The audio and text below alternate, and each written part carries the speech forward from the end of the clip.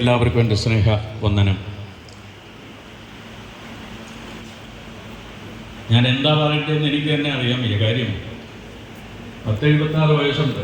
ഈ 76 വയസ്സിനകത്ത് വെച്ച് ചില കാര്യങ്ങളൊക്കെ നമ്മുടെ മുമ്പിൽ കാണുമ്പോൾ നമ്മൾ മറക്കാൻ നമുക്ക് ഒന്നും സ്തബ്ധരായി പോകും. ഒന്നാമത്തെ എൻ്റെ ഇപ്പം തന്നെ അവസാനമായിട്ട് എൻ്റെ ഒരു പടം വരച്ച് ഒരു കൊച്ചുകൂടെ കൊണ്ടുവന്നു. ഇത് കണ്ടപ്പം ഞാൻ ഇത്രയും സൗന്ദര്യമുള്ള ഒരു മനുഷ്യനാണെന്ന് എനിക്ക് ഇപ്പോഴാണ് മനസ്സിലായി. അത് കാരണം പറഞ്ഞാൽ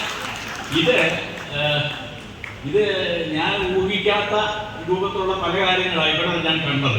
ഞാൻ പറഞ്ഞല്ലോ, എൻ്റെ ഇത്രയും പ്രായത്തിനിടയ്ക്ക് വെച്ച് ഞാൻ പലപ്പോഴും അനുഭവിക്കാത്ത പല കാര്യങ്ങളാണ് ഞാൻ കണ്ടത്. അവാർഡിനെ സംബന്ധിച്ചിടത്തോളം ഞാൻ ഭാർഗവ സാറിനെ പറഞ്ഞു, ഭാർഗവ സാറ് ഞാൻ റഷ്യ, UK, യൂറോപ്പിലെ പല രാജ്യങ്ങളിൽ, അറബ് രാജ്യങ്ങളിൽ, ഈ ഇന്ത്യയിലും കേരളത്തിലുള്ള പല സ്ഥലങ്ങളിലും പോയി ദൈവത്തിൻ്റെ മഹാകരുണ കൊണ്ട് ധാരാളം അവാർഡ് മേടിച്ചിട്ടുള്ള ഒരു മനുഷ്യനാണ് ഞാൻ. അപ്പോൾ അവാർഡ് ഒരു കാര്യമില്ല. ഈ അവാർഡിന്റെ കാര്യം പറഞ്ഞതുകൊണ്ട് ഈ സോളാർക്ക് എന്ന് പറയുന്ന ഈ സംഘടനയിൽപ്പെട്ട ഒരു 4 പേര് ഒരു ദിവസം രാവിലെ 8 മണിക്ക് എൻ്റെ വീട്ടിൽ വരിക. അപ്പോ ഈ അവാർഡ് തരാനായിട്ട് സാധാരണ വരുന്ന ആൾക്കാരെ അതിന്റെ എല്ലാം പറഞ്ഞ് അതിന്റെ അവസാനം ഒരു കാര്യം പറയാം, ഒരു ചെലവിന്റെ കാര്യം പറയാറുണ്ട്. ഇത് നടത്തുന്നതിനൊരു ചെലവുണ്ടല്ലോ, ആ ചെലവിന്റെ കാര്യങ്ങളൊക്കെ പറയാറുണ്ട്. ഞാൻ വിചാരിച്ചത് അവസാനം അത് വരുമെന്ന് വിചാരിച്ച് ഞാൻ ഇങ്ങനെ ഇരുന്നു. ഞാൻ രാവിലെ അവർക്ക് ബ്രേക്ക്ഫാസ്റ്റ് ഒക്കെ കൊടുത്തു. എന്നിട്ട് ഇവരൊന്നും എന്നോട് പറയുന്നില്ല, ഇക്കാര്യമൊന്നും എന്നോട് പറയുന്നില്ല. ഈ ഒരുപാട് സംഘടനകൾ നമ്മൾ കണ്ടിട്ടുണ്ട്, ഒരുപാട് മുടക്കുന്നുണ്ട്, ഒരുപാട് അതുപോലെ തന്നെ തളർന്നു പോകുന്നുണ്ട്. അപ്പൊ ഇങ്ങനെ വരുമ്പോഴേ സോൾ ആത്മാവ് കല ഉള്ള ആത്മാവ് കല, കലയില്ലാത്തവര്. അപ്പൊ എന്റെ പറഞ്ഞു തോന്നി, കലയില്ലാത്തൊരു ആത്മാവില്ല, ആത്മാവില്ലാത്തൊരു കലയില്ല. കലയില്ലാത്തവര് സത്യത്തിൽ ജീവനില്ലെന്നുള്ളതാണ് എന്റെ വിശ്വാസം. കലയുള്ളവർക്ക് മാത്രമേ ആത്മാവുകൊണ്ട് ജീവനുണ്ട്. അങ്ങനെ ഒരു പേര് സ്വീകരിച്ചുകൊണ്ട് ഈ 3-4 പേര് അവിടെ വന്നപ്പോഴേ ഞാൻ ബ്രേക്ക്ഫാസ്റ്റ് കൊടുത്തെന്ന് പറയുമ്പോൾ ബ്രേക്ക്ഫാസ്റ്റ് കൊടുക്കണമെന്ന് എനിക്ക് തോന്നണമെന്നുണ്ടെങ്കിൽ അവർ നല്ലവരായതുകൊണ്ടാണ്. അല്ലെങ്കിൽ സാധാരണ ബ്രേക്ക്ഫാസ്റ്റ് എത്തിക്കാറില്ല. അപ്പൊ ഇവരെ കണ്ടപ്പോഴ് ഞാൻ എന്നെ തന്നെ പറഞ്ഞു, ഇവരൊരു ഡിഫറൻസ് ഉള്ള ഒരു കമ്മ്യൂണിറ്റിയാണെന്ന് എനിക്ക് തോന്നി. കാര്യം പറഞ്ഞാൽ ഞാൻ അന്വേഷിച്ചപ്പോഴ് ഇവരെല്ലാം വലിയ ആൾക്കാര്.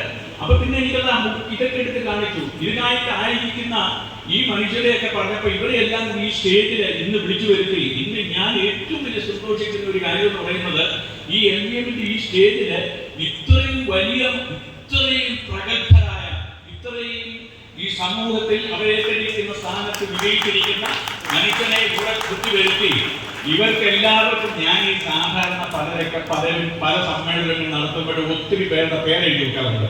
പക്ഷേ അതിന് 25% ആൾക്കാർ പോലും സാധാരണ വരാറില്ല. ഇവിടെ എഴുതി വെച്ചിരുന്ന മൊത്തം ആൾക്കാർ വന്നെന്നുള്ളതാണ് ഈ സമ്മേളനത്തിന്റെ വേറെ പ്രത്യേകത ഞാൻ മനസ്സിലാക്കുന്നത്.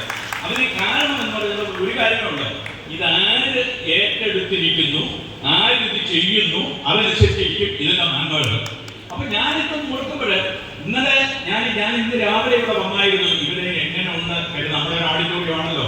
ഞാൻ ഇതിനിടയ്ക്ക് എഴുത്തുമാണത്തിനെ വിളിച്ച് ചോദിച്ചു, നിങ്ങൾക്കുള്ള ഇതിനകത്ത് വല്ല ലൈറ്റോ മറ്റുള്ള കാര്യങ്ങളോ എല്ലാം ചെയ്യണമെന്നുണ്ടെങ്കിൽ ഞാൻ ചെയ്തു തരാം എന്നോടൊന്നും ചോദിച്ചില്ലല്ലോ ഇവരെ കേട്ടോ.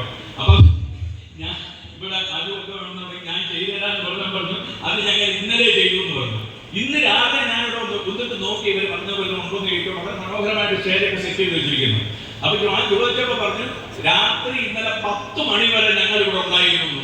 ഞാൻ എന്നോട് ഈ പറഞ്ഞ പാർട്ടി അവരെ ഒരു സ്കൂളില്, പത്തനാപുരം ഒരു സ്കൂളില് അവർ നല്ല ശമ്പളം മേടിച്ചോണ്ട് ഏകദേശം 1 ലക്ഷം രൂപയ്ക്കെടുത്തെങ്കിലും ശമ്പളം കാണി. എന്റെ ടീച്ചർമാർക്ക് അത്രയും കൊടുക്കാൻ നമുക്ക് ഇല്ലാത്തവർക്ക് കൊടുക്കാറില്ല.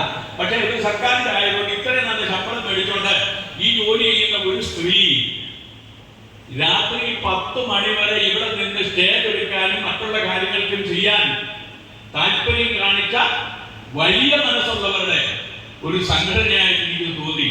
ഞാൻ അതുകൊണ്ട് മാത്രമാണ് ഞാൻ ഇതിനകത്ത് കൂടിയതും.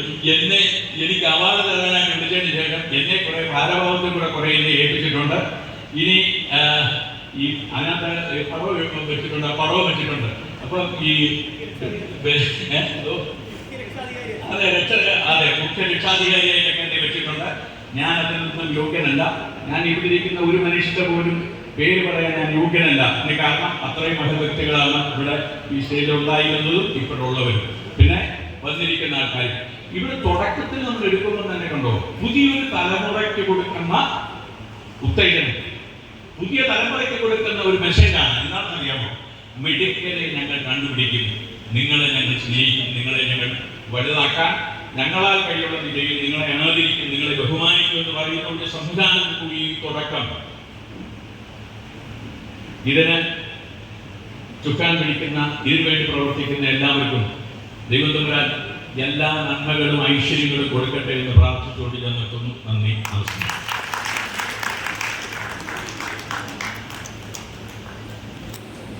Thank you sir. രണ്ട് വാക്ക് സംസാരിക്കുവാനായി പ്രശസ്ത ചിത്രകാരൻ സനോജ് നരേൻ സർ.